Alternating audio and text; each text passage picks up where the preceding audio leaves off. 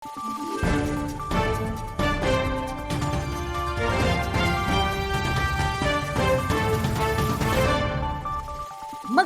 araw, Pilipinas! Ito ang Valiente News hatid sa inyo ng Office of the Vice President.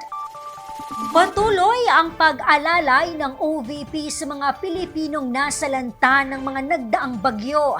Kamakailan, muling nagsagawa ng relief operations ang tanggapan sa lalawigan ng Cebu. Ang detalye, alamin natin sa ulat ni Brian Latasa. Matagumpay ang inilunsad na relief operations ng OVP Cebu, Bohol and Securo Satellite Office para sa mga nasalanta ng Bagyong Tino sa lungsod ng Mandawi sa probinsya ng Cebu kamakailan. 1,500 ka mga apektadong pamilya ang nakapag-uwi ng bigas at mga dilata. Ang inisyatiba ay pinangunahan mismo ni Atty. Ruth B. Castelo, ang tagapagsalita ng tanggapan.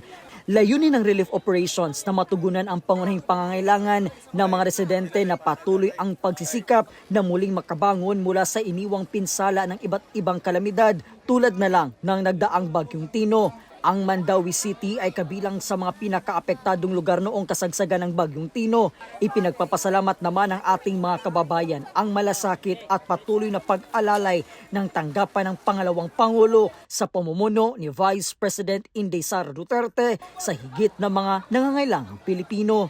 Mula po dito sa Mandawi City, Cebu, ako po si Brian Latasa, ang lahat para sa Diyos, bayan at pamilyang Pilipino.